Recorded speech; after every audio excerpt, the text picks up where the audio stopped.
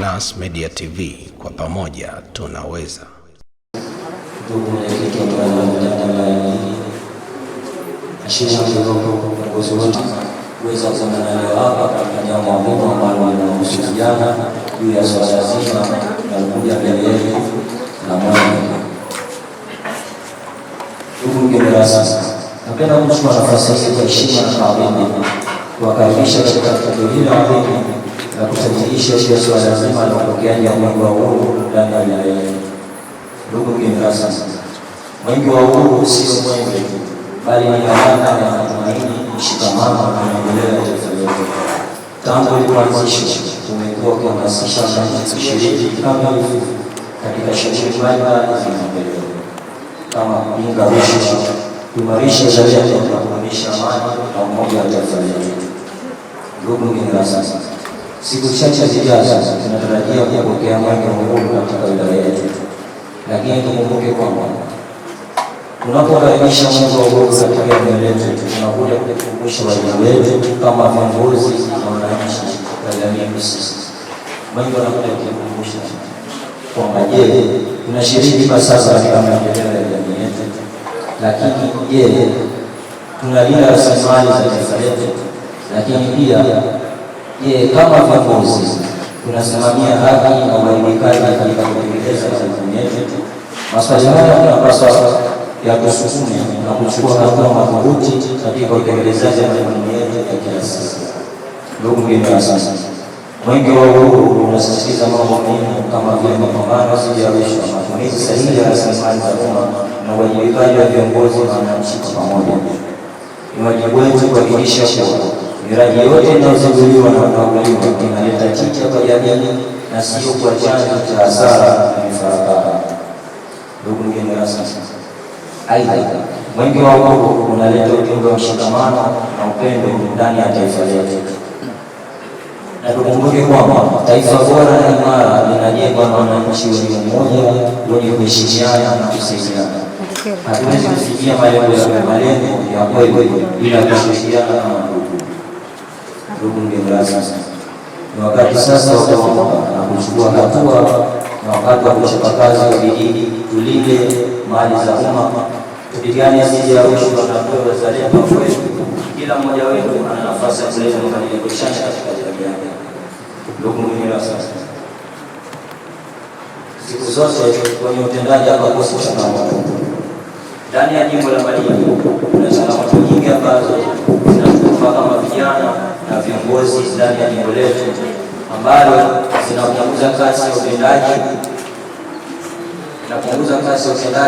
na utatuzi wa changamoto za vijana walio wengi ndani ya jimbo letu. Leo hii naomba kuwasilisha kwako changamoto zetu, tukiwa na imani na matumaini kuwa ni sehemu sahihi ya kufikisha changamoto zetu na kupata utatuzi ulio mzuri na wa haraka. Ndugu mgeni rasmi, ndani ya jimbo letu na sheria kwa ujumla, tuna changamoto ya ofisi za mabaraza ya vijana pamoja na vitendea kazi kama kompyuta, printer, meza na viti na vifaa ambavyo vinatumika katika kutatua changamoto za wananchi, jambo ambalo linasababisha kuzorota kwa shughuli za mabaraza ndani ya sheria yetu.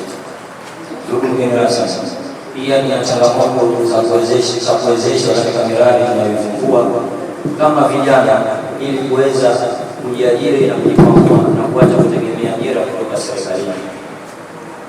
Ndugu mgeni rasmi, baada ya kuwasilisha changamoto chache miongoni mwa nyingi ambazo zinakumba katika jimbo letu hapa na kufanyiwa kazi, ni matarajio yetu kuwa itakuwa chachu ya mabadiliko chanya kwa vijana na kuleta maendeleo ambayo Mheshimiwa Rais wa Zanzibar na mwenyekiti wa Baraza la Mapinduzi Daktari Hussein Ali Mwinyi anayewaza kwa vijana wa taifa hili. Ndugu mgeni rasmi, baada ya risala hii fupi kwako, naomba kuwasilisha risala hii kwako kwa ajili ya utekelezaji. Tanzania yetu sote, tushirikiane kwa pamoja kuleta mabadiliko. Asante. Tutamlinda, tutamtetea mwenyekiti wetu, mwenyekiti wetu huyo. Tutamlinda, tutamtetea mwenyekiti wetu.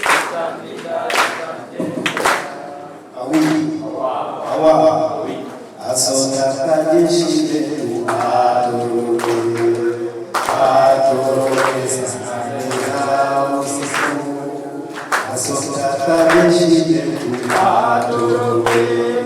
atoroke sana leta usiku nyama talala indo nyama talala indo nyama talala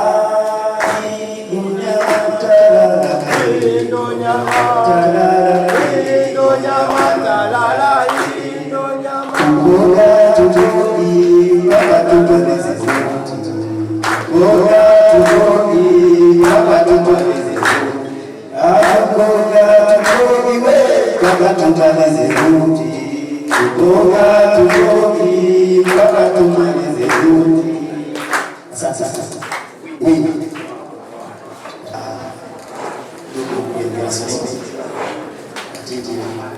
Tendara baraza za vijana siku nyingine ni kaka yangu Haji natambua uwepo wa mashina sheria hizi ambazo tumekutana nazo hapa, hususan sheria ya Ali tuko naye hapa, si mwingine ni mzee wangu maridadi sana na nikudai sana kwenye hafla za vijana. Natambua uwepo wa mwakilishi wa mradi wa kumaliza malaria. Kwa kweli alikuwa project manager mwenyewe wa kuingia hapa, ili kutokana na dharura ambazo zisizoepukika kumwakilisha kwa mwakilishi wake, na kwa kweli ametupa elimu inayohusiana na swala zima la malaria. Na tuelewe kuwa programu ya kumaliza malaria ni moja kati ya wadau wetu wa shughuli hii. Kwa hiyo tunawapongeza sana programu ya kumaliza malaria, wamesapoti kwa kupitia ngazi ya wilaya mpaka kufikia hatua ya kufika hapa. Natambua uwepo wa Sheikh Makonda, naye yupo, uwepo wake natambua. Natambua uwepo wa katibu wa polisi jamii ambao wameanzishwa na baraza la vijana kwa ngazi ya wilaya. Katibu wa polisi jamii tunaomba tusogee mbele tumuone kwa kuwakilisha sheria zote 66 kwa ngazi ya polisi jamii. Sheria huyu katibu wa polisi jamii ambaye tunaye pale wilayani, na kikosi cha kazi kilichokiona kinazunguka hapa, ndani yake kuna polisi jamii wetu ambao wameanzishwa na baraza la vijana wa wilaya ya Mjini. Lengo ni control sheria zote, polisi jamii wote wa ngazi za sheria, ili tuwe na ulinzi shirikishi imara, ulinzi shirikishi ambao unafuata sheria na kanuni zinazoongozwa na sheria za kipolisi, kwa sababu hawa wako chini ya uangalizi wa polisi. Kwa hiyo tutahakikisha baraza la vijana wilaya ya Mjini tusimamie vizuri kikosi hiki kazi cha polisi jamii ambacho tunachoweza kulinda amani na usalama katika wilaya yetu nzima hii ya Mjini. Na vile vile anatambua uwepo wa sheria 4 ambazo zilizokuwepo hapa za mabaraza ya vijana wilaya ya Mjini. Jimbo la Malindi kwa kweli limetufurahisha, tumefanya jambo ambalo zuri sana, kazi kubwa sana, hongereni sana. Na pia naomba hongera wapiga ngoma ya Kibati ambao wapiga ngoma hapa, sijui ni Kibati kile, nadhani watu watawarudi pia wanajua ni ngoma gani, lakini kwa kweli nilipoingia niona mambo cool. Malindi asante sana. Na washukuru pia kaka zangu waliotukia kwa mimi. Kwa kweli tuko njiani kwa Libeni na kwetu au Libeni inaelekea sehemu gani. Nilipofika nikaona ndugu zangu waliopiga bendi, kwa kweli imenitia hamasa. Msimamizi wa jimbo la Malindi, ningeliomba ulichukue hili vikundi vyote vilivyoshiriki hapa. Naomba uelekee idadi yao na orodha yao, ili vikundi hivi vijilee kama baraza katika sekta ya michezo na tuweze kushirikiana nao kuwasaidia vijana. Kwa hiyo vijana waonyeshe usubutu, hususan hizi sheria ambazo zilizofika hapa. Sijui huko tutakapokwenda tukitoka hapa, lakini kwa kweli imefanyika sana na niwashukuru, niseme asanteni sana. Nimepewa nafasi hii kumkaribisha mgeni rasmi. Ikiwa mwenyekiti wa baraza la vijana wilaya ya Mjini, nitaongea maneno mawili ambayo ni machache sana. Lengo la kuongea haya ni kuwatia hamasa vijana. Vijana, huu ni wakati wetu. Hakuna wakati mwingine wa kujali vijana kama huu tuliokuwa nao. Serikali yetu kupitia rais wetu mpendwa, si mwingine Dr. Hussein Ali Hassan Mwinyi, ametenga bajeti ya bilioni 2 kupitia ZEA kwa ajili ya kuwakopesha vijana mikopo nafuu ili waweze kujikwamua kiuchumi. Nitahakikisha ikiwa mwenyekiti wa baraza la vijana wilaya ya Mjini, Mjini ni Mjini tu, Mjini hakuna mtu mwingine, Mjini kila ngazi sisi ni tukio. Nitahakikisha hizo fedha wilaya ya Mjini tunanufaika 50%.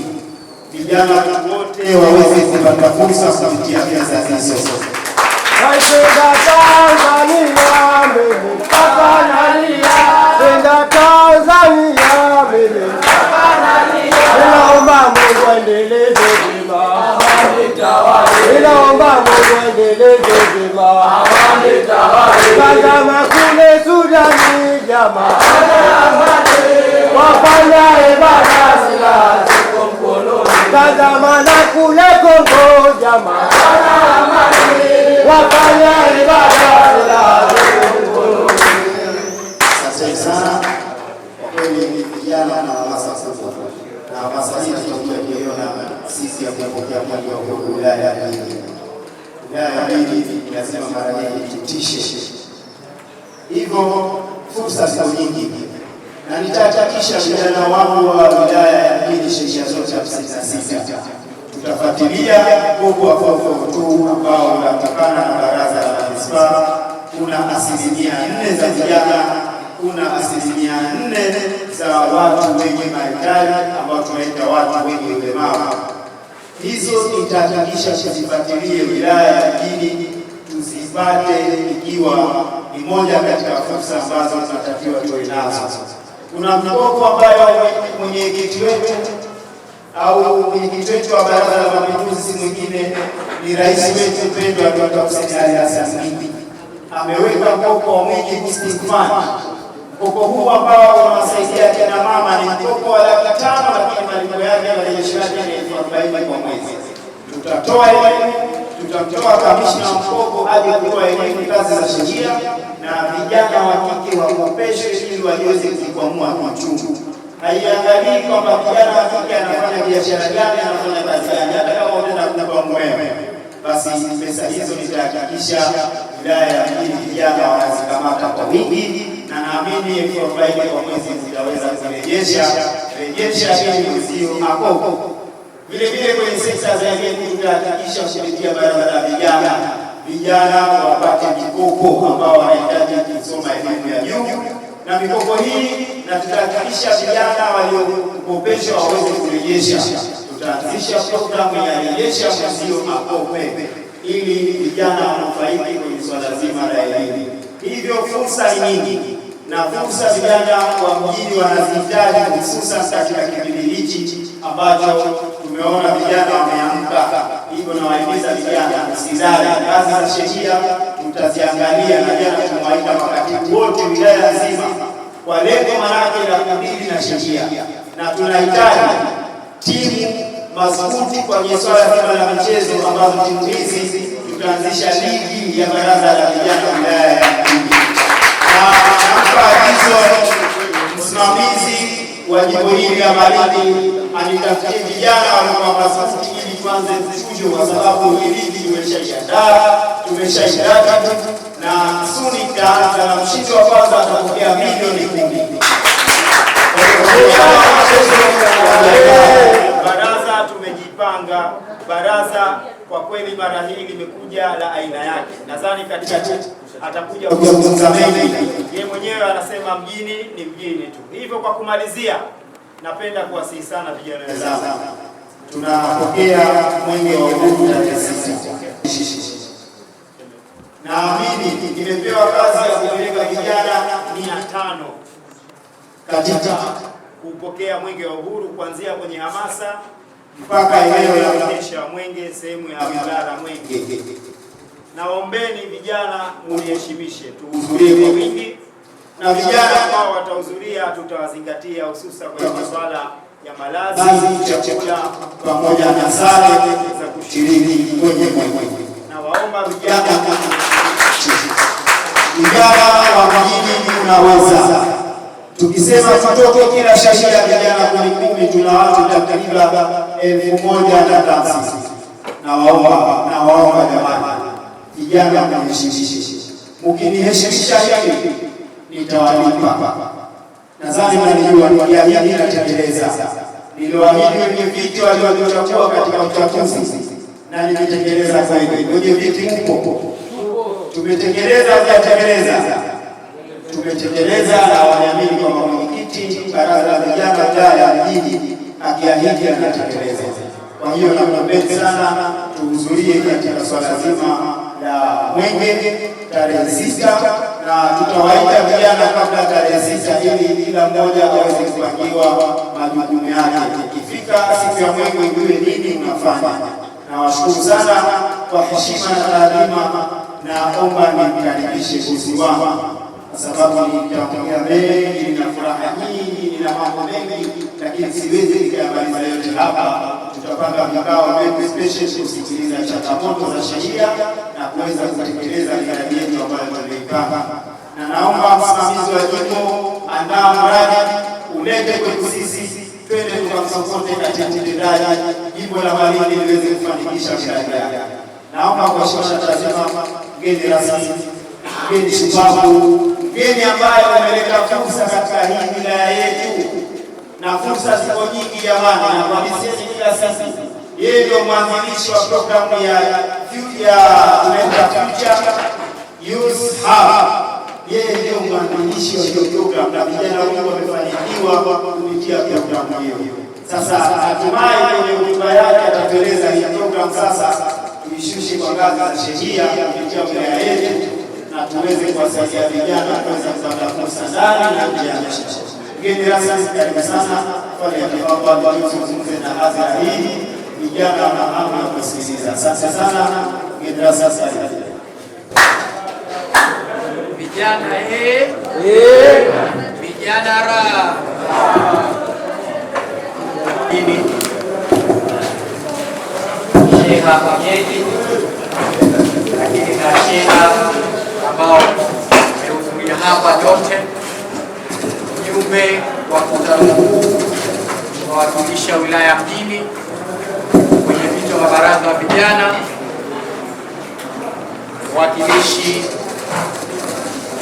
kutoka malaria, wageni mbalimbali, habari za mchana. Awali ya yote na mimi nichukue nafasi ya wingi kumshukuru Mwenyezi Mungu mtukufu kwa kuweza kutujalia uzima wa afya na tukaweza kukutana leo katika programu maalum ya kuhamasisha mabaraza yetu ya vijana, lakini vile vile ikiwa ni sehemu ya hamasa katika kupokea mwenge wa uhuru. Ngombe niseme niwapongeze wilaya mjini kwa kazi hii, kwa sababu hii inaunga mkono kampeni yetu ambayo tumeanzisha mwaka jana ya kuimarisha mabaraza ya vijana Zanzibar. Kwa hiyo hii mnaunga mkono kwa dhati kuhakikisha kwamba mabaraza ya vijana Zanzibar katika ngazi ya sheria yanafanya kazi ipasavyo. Nakumbuka mwaka jana tulikuja na tukakutana na vijana wa Malindi, tukakutana pale siku ya Kipunda na shehe hapa alikuwepo.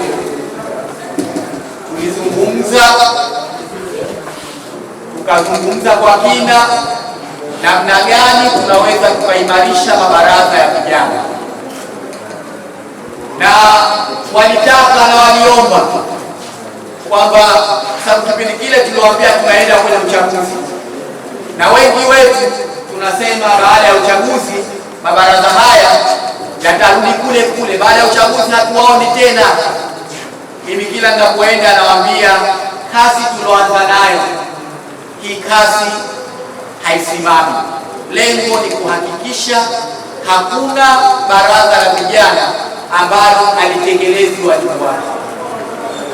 Sasa ikiwa hakuna baraza la vijana ambalo halitekelezi wajibu wake, ngazi ya wilaya na wajibu katika kuhakikisha mnasimamia. Anashukuru mabaraza ya vijana ngazi ya wilaya sasa hivi yako imara, yanatekeleza wajibu wao katika kuhakikisha vijana wanatumia fursa zilizopo katika kujikwamua wao wenyewe binafsi, lakini kiuchumi, lakini vile vile kuepukana na mambo ambayo hayafai katika jamii yetu.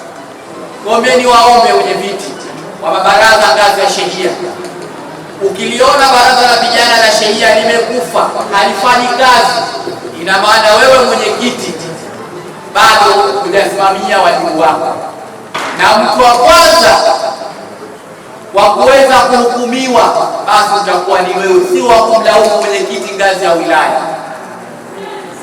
Kwa hiyo tufahamiane kwamba tuna jukumu kubwa la kuhakikisha vijana wetu tunaimarisha ustawi wao. Kwa mimi ni waunge mkono baraza la vijana wilaya ya Mjini. Kama mtendaji wa baraza la vijana, mimi niko tayari kuunga mkono, na ndio maana hata leo niko na pia nikaona nisiwache mkono kuja kuwaunga mkono ili kuhakikisha kwamba vijana wanakuwa imara.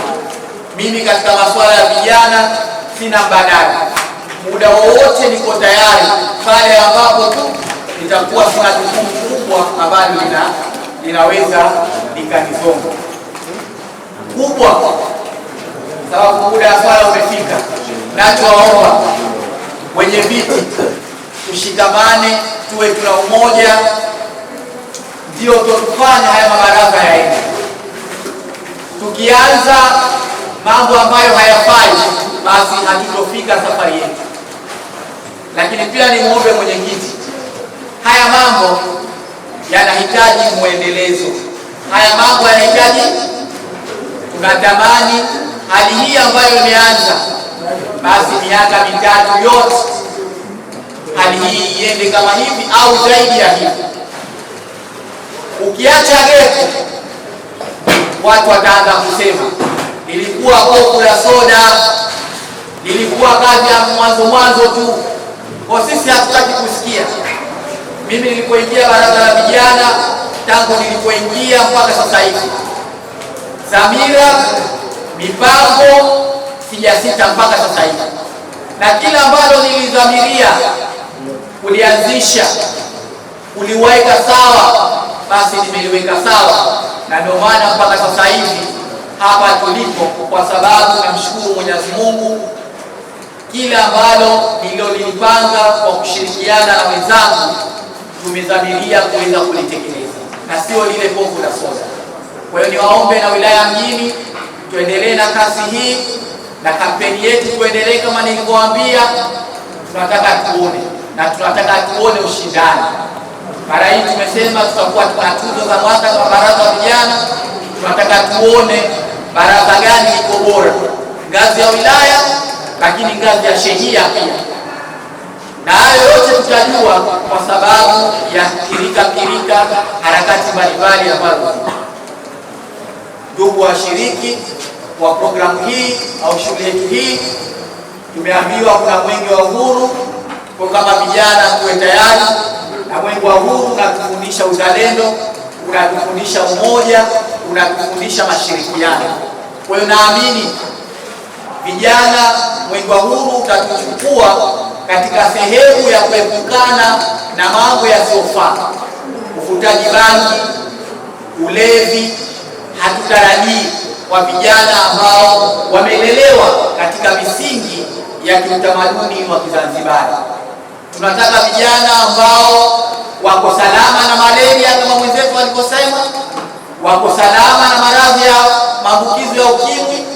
lakini wako salama na dawa za kulevya. Hawa ndio vijana ambao sisi baraza la vijana, lakini taifa ndilo linalowahitaji. Haya yote yanawezekana tukishikamana, tukishirikiana na tukiambiana kwamba hili linafaa, hili halifai. Baraza la vijana ni sehemu salama kwa vijana, na niwatoe hofu kwamba baraza la vijana ni sehemu salama kwa vijana wote wa Kizanzibari. Kwa hiyo tulitumie vizuri, tulitumie kama ni daraja la kupata fursa mbalimbali, lakini haya yote yatafanikiwa endapo vijana tutayatumia mabaraza kwa kuweka maslahi bora ya taifa mbele na sio maslahi yetu binafsi.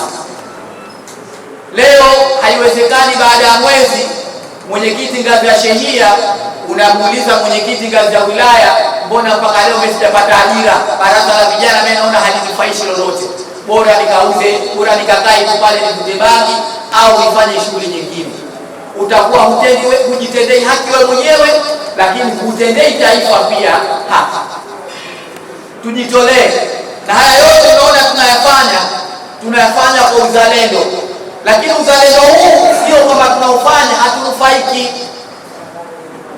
Leo ukiwa mwenyekiti wa baraza la vijana, ukijulikana na mtu mwingine, tayari unatengeneza network. Leo unaweza kusimama mbele za watu, ukasimama. Nyinyi wenyewe mashuhuda, mmeona katika ule mdahalo tuliofanya baraza la vijana ulioonyeshwa live TBC. Tumeona kuna wengine inawezekana maana kusimama mbele za watu akajieleza changamoto. Kwa hiyo wewe unaandaliwa kuwa kiongozi bora wa baadaye, lakini kadri unapojitoa ndio taifa linakuona, na hata ajira zitakuja kwa upande huo. Kijana fulani, hebu niletee yule kijana, mbona anajitahidi, namuona kuna ajira hii fulani, hebu tuanze na yeye. Mimi ninachowaomba vijana, tuwe mstari wa mbele katika kujitolea, na isifike wakati tukasema mimi nimechoka katika kujitolea. Mimi nawaambia kila siku kwa Mwenyezi Mungu. Kwa hiyo kama ni sadaka, wewe kila siku unapata thawabu. Haitofika sehemu au siku mtu akasema mimi sitaki thawabu tena. Kwa hiyo ni sawa sawa na dhana nzima ya kujitolea. Hakuna kujitolea bure. Kuna kujitolea kwa manufaa ya taifa, lakini kwa thawabu zako wewe mwenyewe, lakini manufaa ambayo wewe mwenyewe yataweza kuimarisha. Sisi baraza la vijana tutaendelea kushirikiana na nyinyi, tutaendelea kuzitafuta fursa popote pale zilipo, kuona kwamba tunafaidisha baraza la vijana katika wilaya zote, katika shehia zote. Kwa hiyo baada ya hayo, waombe pia masheha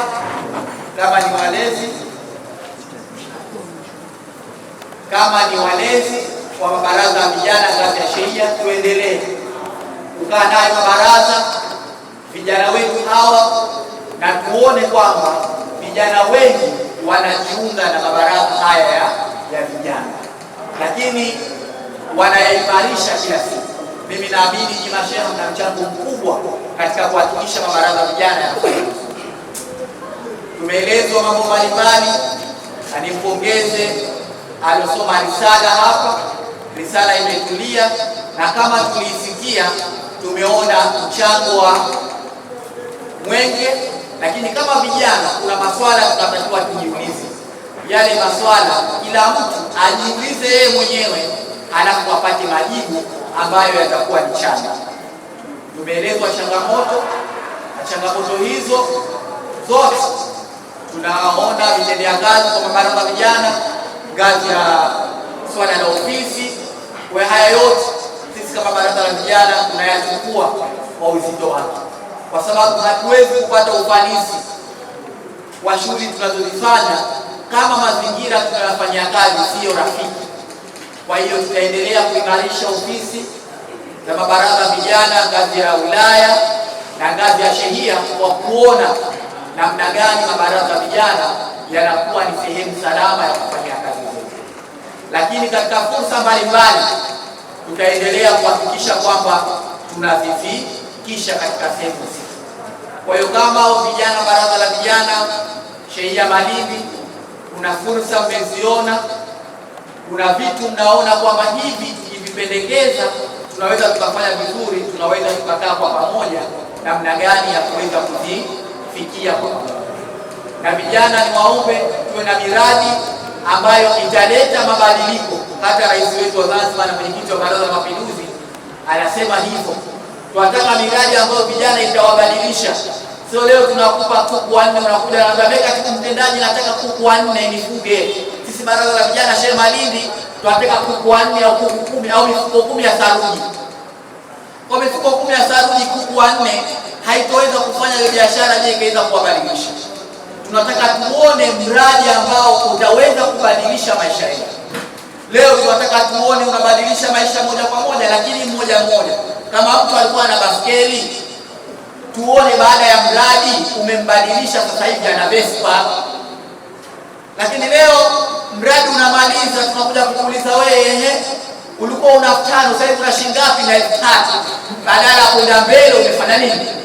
Umerudi nyuma. Kwa hiyo miradi ambayo tusiwe na haraka ya kusema tunataka mradi huu. Leo nataka mradi wa chutney, wa mradi wa pilipili sijui. Lakini je, mradi unatija kwenu ninyi vijana? Kwa tunataka mwenyekiti, tunataka miradi ambayo itaweza kuleta mabadiliko kwa vijana, miradi yenye tija na miradi ambayo inaweza mtu akasema mimi naweza kufadhili na naweza kusaidika. Kwa hiyo mimi nafikiria haya ni mambo muhimu ambayo tunataka kuweza kuyasema. Kwa hiyo mwenyekiti, baraza la vijana wengine na washiriki wengine, sasa baada ya nasaha hizo, napenda kutamka rasmi kwamba programu hii au kampeni hii ya hamasa iliyoanzishwa na baraza la vijana wilaya mjini kwa majimbo yote ya wilaya mjini kwa shehia zote 56, ikiwa ni sehemu ya hamasa ya kuimarisha mabaraza ya vijana, kilele cha ufunguzi wa mwenge wa uhuru, na ambapo tunataka kuweza kutokea katika wilaya mjini na wilaya nyingine, lakini hususan wilaya mjini. Basi natamka rasmi kwamba shughuli hii nimeifungua rasmi, na nawatakia kila la heri katika utekelezaji wa majimbo mengine ambayo yamebakia, na hongereni sana kwa maandalizi mazuri ambayo yanaleta ufanisi na ni mwanzo mzuri, na hii ndio inatuonesha kwamba vijana sisi kila wakati hatuna baya. Vijana tunafanya vitu kwa ustaarabu, kwa ufanisi na kwa ustadi mkubwa. Napenda nitamke rasmi kwamba nimeifungua rasmi.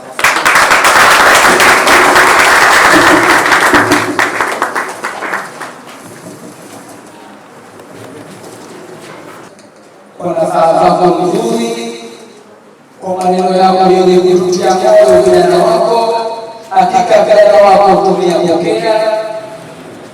Kwa nasaha zako nzuri ambazo tumezipokea, na tunaahidi mbele yako vijana wako, nasaha ulizotupa tutaenda kuzifanyia kazi. Kwa sasa ningependa kumkaribisha mtoa kwa ajili ya kufungia, na baadaye tutakuwa na picha ya pamoja, kwenye picha za pamoja kwa kupoteza muda na kwa swala wameshafika, na kwa kituo kingine tutakwenda tutapiga picha 3. Madua karibu Madua. Al-Fatiha.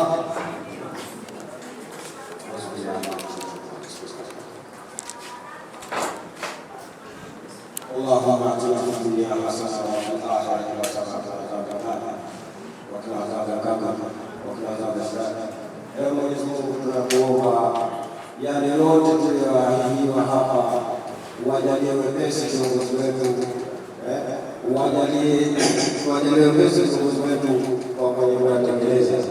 Ewe Rabbul Alamin, nakuomba utujalie kama ufunguzi huu ulivyoanza na pia kumalize kwa salama. Ewe Mwenyezi Mungu tujalie sisi sote tunaohudhuria leo hapa tuendelee kuhudhuria na siku ya Mwenge tuendelee kuhudhuria. Ewe Mwenyezi Mungu tujalie afya njema na uhai. Ewe Mwenyezi Mungu tunakuomba utujalie kila la heri, utuepushe kila lenye shari na sisi. Ewe Rabbana, tunakuomba mjalie rais wetu wa Zanzibar na mwenyekiti wa Baraza la Mapinduzi Dr. Hussein Ali Mwinyi awe ni mwenye kutekeleza maelekezo ambayo anayoona kwa sasa. Ewe Mungu utujalie tuwe na afya, tuwe na uhai kwa kila jambo.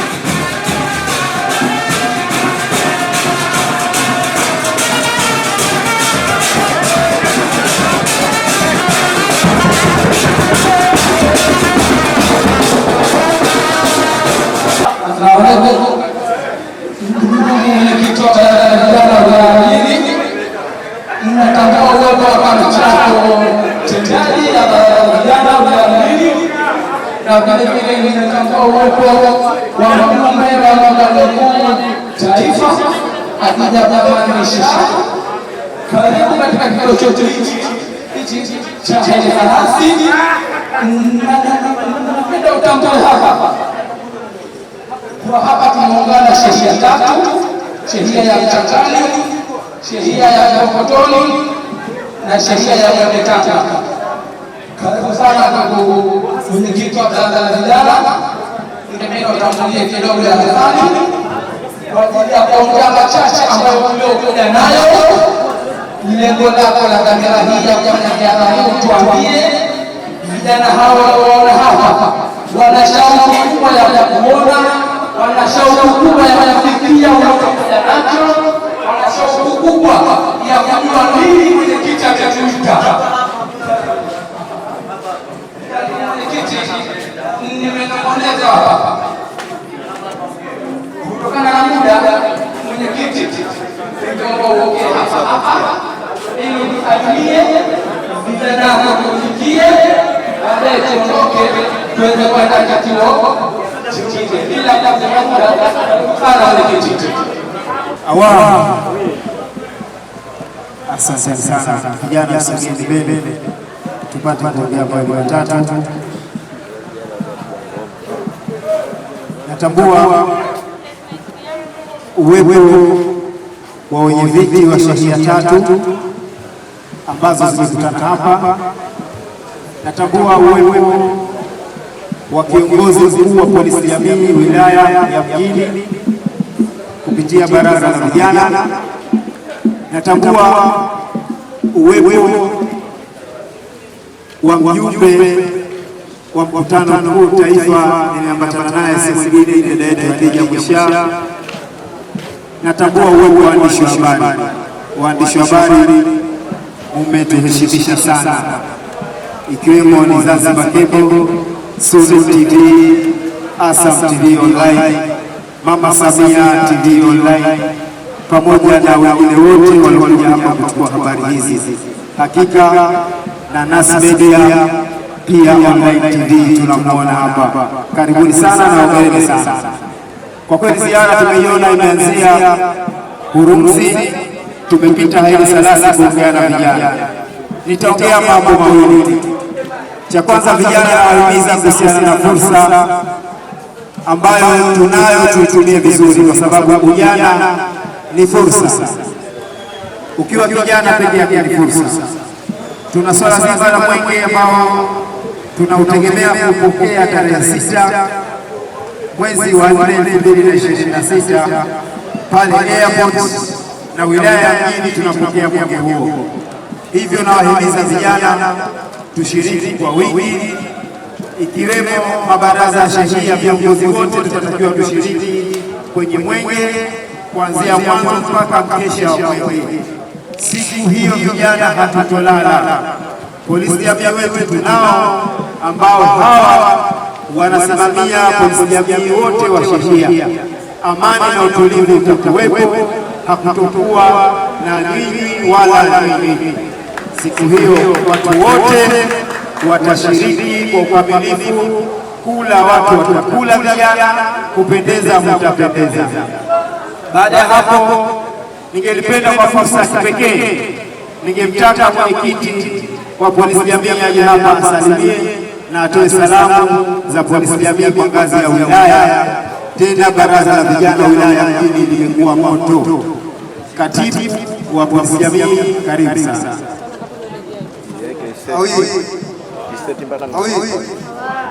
Nikisema polisi jamii, nikisema kwa usalama na maendeleo.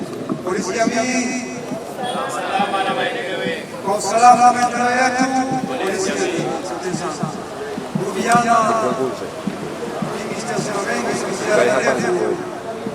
niwaombe kwanza kabisa tarehe 6 kama mwenyekiti tunapokea mwenge, kwa hiyo tuzuie sote tunapokea mwenge huu, tushirikiane kwa pamoja. La pili, niwaombe sana vijana, jeshi la polisi mwaka 2010 lilifanya maboresho matatu makubwa. Kwanza kabisa lilifanya muda wa jeshi sasa, lakini la pili likafanya weledi, lakini la tatu jeshi la polisi likafanya ushirikishaji wa jamii katika kujilinda wenyewe.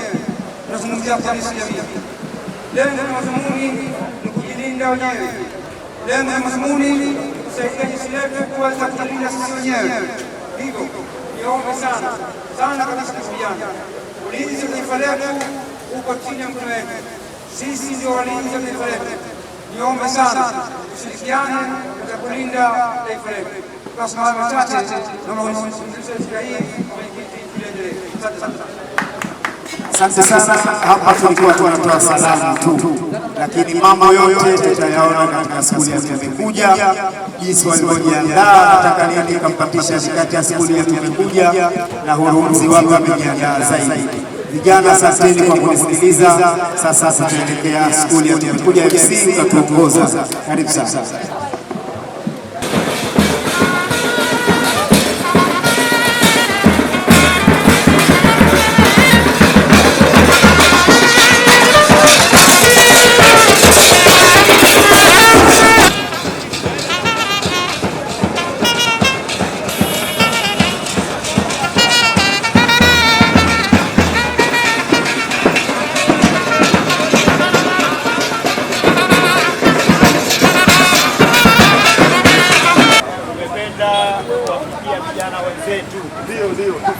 Ambao ni bodaboda, bajaji, yote ni vijana wenzetu. Tarehe 6 mwezi wa 4 tunategemea kupokea mwenge wa uhuru wilaya ya Mjini, na tunajua historia ya mwenge kwamba inatufunza vijana kuweza kukabiliana na fursa mbalimbali. Tutakuwa tuna zoezi la kuwakabidhi bajaji watu wenye ulemavu kwenye ukumbi hapa Raha Studio. Hivyo tunawaomba vijana wenzetu, mwenge utakapoingia tushirikiane kwa wingi, bodaboda kwa wingi. Nitafurahi manake mkija wilayani bodaboda mtaniambia tuko bodaboda 100, basi ili tuweke maarifa ya mafuta bodaboda 100 zipate kufanya hamasa kwenye sherehe za mwenge. Kwa hiyo nawashukuru sana, tunaomba mfike kwa wingi. Nadhani kiongozi wa bodaboda hapa yuko kijiweni, tuhimizane tarehe 6 mwezi wa 4. Wewe njooni wilayani kwa mkuu wa wilaya hapa Amani. Tukifika wilayani, njoo ofisi za baraza la vijana, tuambie tuko wangapi ili tushiriki katika sasa. Tunashukuru sana. Naomba nafasi moja. Tumsikilize kijana mwenzetu, nini anaomba. Karibu. Karibu. Kwa nyinyi kule kuga, lakini basi sielewa kama mnapata sheria.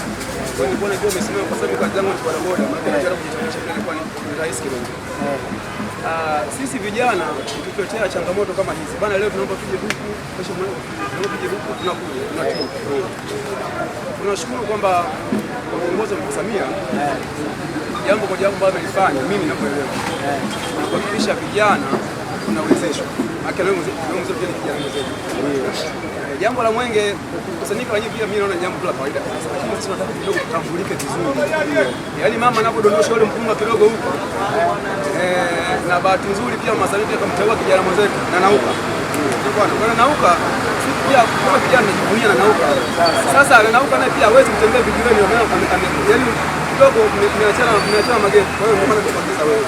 Lakini kidogo wewe yangu kaulishia mazingira ya vijana kwa boda. Yaani kutuonyesha katika ule msitu watu kule juu kidogo na sisi tunafaidi nao. Asante sana. Hilo nimelichukua. Hilo nimelichukua na kuahidi njoo ofisini kwa mkuu wa wilaya tukae tuyajenge, tuite vijana bodaboda. Mikopo ipo. Dr. Mwinyi ametenga bilioni 2 kwa ajili ya vijana. Kwa ni sisi kupeana elimu vipi tutaipata ya mikopo. Jambo la msingi. Na kwa bahati nzuri mikopo mingi ya vijana sasa hivi inaidhinishwa pale wilayani kwetu. Kwa utakapoomba tunakuidhinisha sisi wilayani. Kwa hiyo tuje pale tujue mkolisi wangapi, tukae kitako, tupange, tujue tunafanya nini. Lakini miongoni mwa ajenda ambazo tunazisema tuje nazo mjini, tukusanye vijana wa bodaboda na bajaji, tukae pamoja, tujue tunajenga sehemu moja, tujue tunakupeni fursa vipi. Kuna changamoto ya leseni kwa vijana wa bodaboda, hilo nalo tumeleka kwenye mradi. Bodaboda yoyote tuhakikishe anapata leseni kwa njia ya wepesi, sio njia ya kusuguana na silver. Kwa hilo nalo pia liko katika mpango zetu kubwa. Njoo ofisini tukae kitako tuyajenge, na ushiriki wenu wa Mwenge ndio tutajua vijana wa bodaboda sasa hivi wameamka, wapo tayari. Mwenge tutaupokea airport tarehe 6. Tukiweko bodaboda wingi tumejisajili pale wilayani na tukaweza kuwezeshana mafuta hata kidogo, at least ya kutoka pale airport kuja mpaka hapa uwanja wapi hapa Mnarani, itakuwa tuna zoezi la kupima afya, basi mtakuwa mmetusapoti kukubwa. Na tukikaa mbele bodaboda wakati tunaongoza tunajitambulisha kwamba kweli mjini tumewiva. Kwa naomba tufike ofisini kabla hiyo tarehe 6 tuweze kusaidiana fikra mawili matatu tuweze kupanga kwa ajili ya vijana. Asanteni sana. Tunaelekea skuli ya tumekuja kwa kumalizia ziara yetu hii. Naweza mkaungana na sisi, naweza mkapumzika. Asante.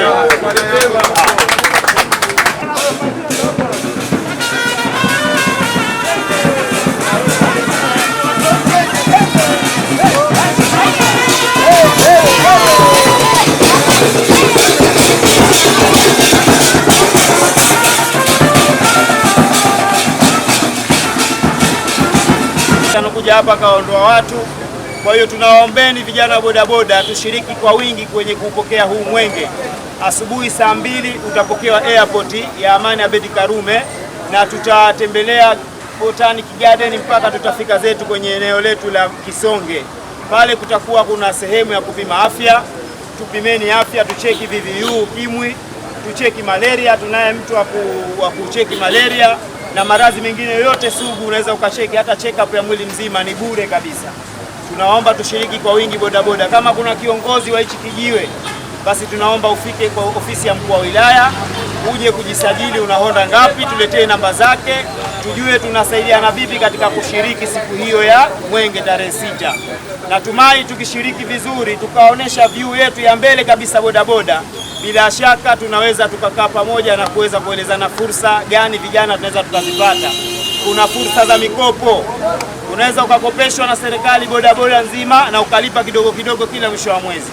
Kuliko manake kuwa una bodaboda ya mtu unamtumia tajiri. Kwa hiyo tukae vijana pamoja. Fedha Dr. Hussein Ali Hassan Mwinyi rais wetu ametupendelea vijana. Ametuwekea bajeti ya bilioni 2 ZEA kwa ajili ya vijana. Kuna mkopo wa baraza la manispaa 442. Huo ni kwa ajili ya vijana 4%, lakini hatujui kwa sababu hatuna elimu. Kwa tukutane kwa pamoja tuweze kupeana elimu vipi tutazinyakua fedha hizo. Vipi tutazipata kwa ajili ya kutunufaisha vijana. Kwa hiyo baada ya mazungumzo hayo nawashukuru sana. Naombeni mufike ofisi zetu za mkuu wa wilaya ya Amani ili tupate kujua orodha ya watu watakaoshiriki na tuweze kusapotiana. Bila kumsapoti kijana hatuwezi kwenda mbele. Vijana ndio mliosababisha siku 3 hatuna internet Tanzania. Kwa hiyo asanteni sana, tunawashukuru. Bodaboda oye! Oye!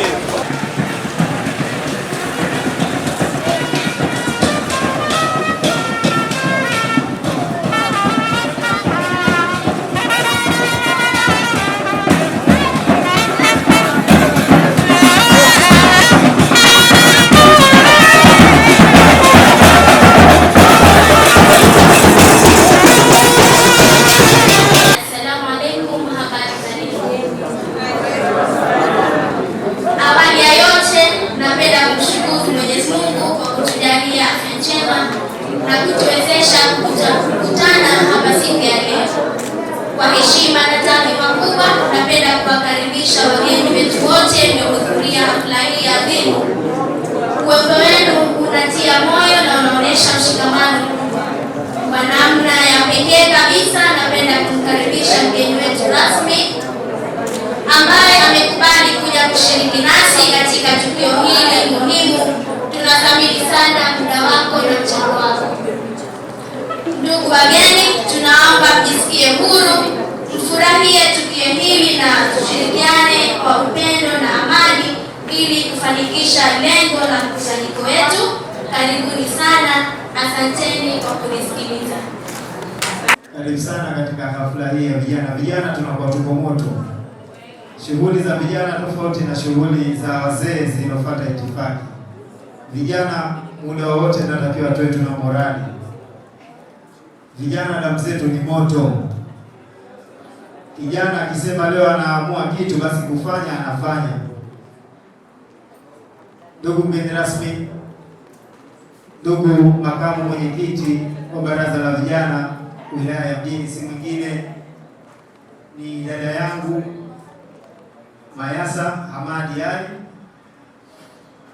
ndugu mjumbe wa mkutano mkuu taifa, mjumbe anayetafutwa sasa hivi, anayewindwa, si mwingine ni Hadija Mwisha akiambatana na kaka yetu Yusuf.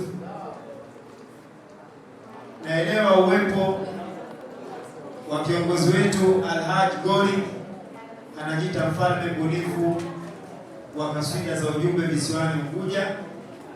Nadhani tuko naye katika mikakati ya michezo ya baraza la vijana wa wilaya ya Mjini, michezo pamoja na sanaa.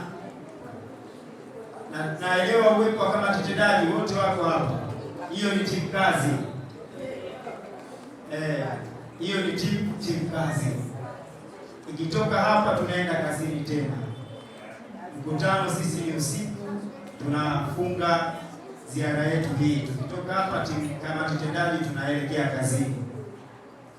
Vile vile natambua uwepo wa polisi wetu jamii wa wilaya ya Mjini, ambao baraza la vijana imara hii tumeanzisha viongozi wa polisi jamii wa ngazi ya wilaya kuwasimamia sheria zote 56. Tunataka tuzivute sheria 56 zije kwenye baraza kwa lengo la kuwapatia fursa. Fursa zipo kwa polisi jamii, lakini tatizo lilokuwepo, hakuna usimamizi wa ngazi za wilaya, hakuna ulezi wa ngazi za wilaya. Hata kama wanafanya kazi chini ya askari polisi na ndio sheria inakuwatambua, lakini ule ulezi, wapi kwa kwenda kusikitika, wapi kwa kwenda kupeleka mawazo yao, wapi kwa kwenda kupeleka ripoti yao, na wao wakaonekana wanafanya kazi, siku nyingine kwa ngazi ya wilaya. Hivyo baraza la vijana tumeamua kuwa nao bega kwa bega. Tunatoa mpaka huduma za bodyguard. Ukitaka kwenye shughuli yako mabodyguard, una harusi, una chicken party, una begging party, wewe njoo tu baraza la vijana, tunatoa huduma hiyo.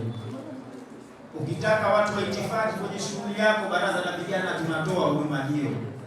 Tuna kamati ya itifaki ambayo ni maridadi ikiongozwa na mwenyekiti anaitwa Aisha Abbas. Ukitaka itifaki njoo tukupe watu wa itifaki. Naomba mwenyekiti usimame uone. Yuko nyuma kule. Asogee mbele tumuone. Huyo ndio mwenyekiti wa kamati ya itifaki. Kila mmoja anamuelewa na anamfahamu uwezo wake kwenye itifaki. Hivyo kwa upande wa swala la itifaki kwenye sehemu yote tunatoa huduma hiyo baraza la vijana. Baraza la vijana mara hii tumeshiba, kila sekta tunayo. Ukija kwenye sekta ya uhusiano tunarusha vitu live. Utaona waandishi wa habari wapo hapa, lakini kuna kitengo cha uhusiano cha baraza la vijana kikiongozwa na mwenyekiti shupavu, si mwingine ni Twali Katule. Asimame hapa tumuone. Huyo ni mwenyekiti wa kamati ya uhusiano, na vitu kule nyuma vinarusha live na katibu Ibrahim Lincoln anavirusha vitu live. Tukiangalia kwenye mitandao ya kijamii picha zetu zimeshasambaa zamani. Kwa hiyo tuna timu imara kwenye baraza la vijana. Nawapongeza wale wote walioshiriki kwa namna moja au nyingine katika hafla hii, hususan kaka yangu Yusuf ambaye ni mwenyekiti wa baraza la vijana sheria ya milioni. Hongera sana.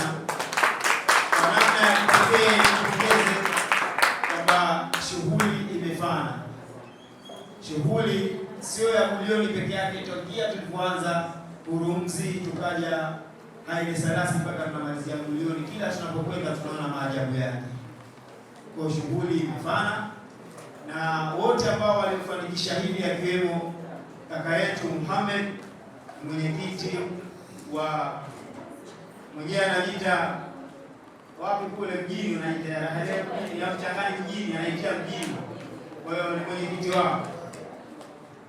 Vile vile napenda kutoa shukrani za dhati na ningelipenda mwenyekiti ambaye tunamwita ni katibu tendaji mwenye dhamana ya jimbo hili zima la Malindi, ndugu Khalid, kwa shukrani za kipekee. Amefanya kazi kubwa sana, mashaallah. Kwa kweli sijakosea kumweka jimbo la Malindi na kuweza kumchagua, sijakosea. Nimeona wana Malindi mmetuheshimisha kiasi ambacho tungelitamani hasa na kwa upande wa watu wa Beni basi wawepo kwenye activities nyingine. Inshallah tumefurahishwa na mji umechangamka. Yaani ukitoka nje sasa hivi mji umechangamka, mitandao ya kijamii imechangamka. Vile vile na washukuru sana madada zangu ambao walisoma utenzi. Kuna mmoja namuona pale, kuna madrasa moja hivi anasoma kaswida katika waliokuja kusoma utenzi. Kwa hiyo sauti nyale nyale, mashaallah, wote wawili wamependeza.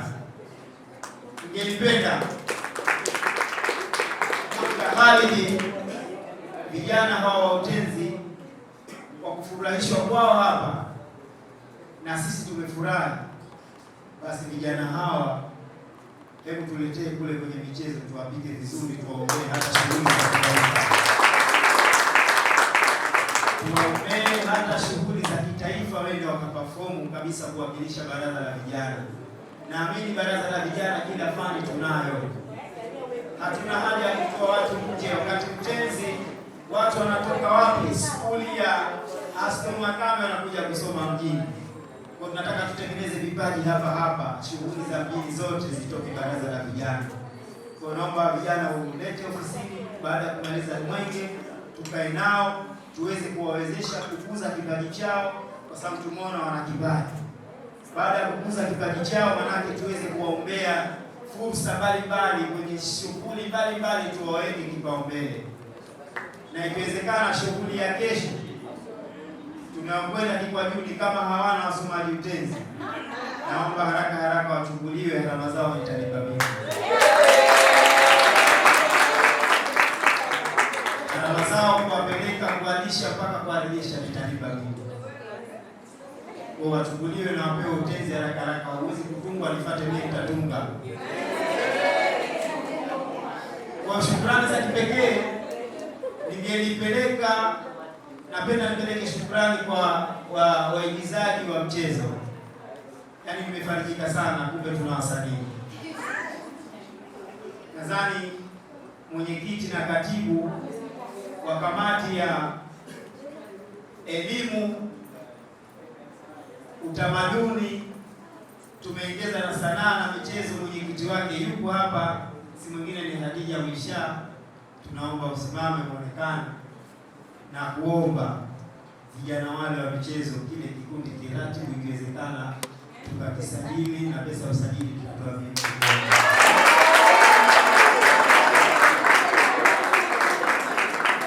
Na kuomba kile kikundi kisajili kabisa na tuweze kuwawezesha. Kwa bahati nzuri, manake baraza la vijana tunadili na sanaa na michezo. Miongoni mwa sanaa iliyo bora pia nayo ni filamu. Tunataka tugue vipaji, tuonekane Zanzibar, wasanii wanathaminiwa. Baraza la vijana tunataka tuwathamini wasanii wetu. Kwa hiyo shukrani za kipekee na wapa vijana, na naahidi ziara nyingine utakuja kuona wale vijana wamebadilika na wamekuwa na uwezo kushika ule.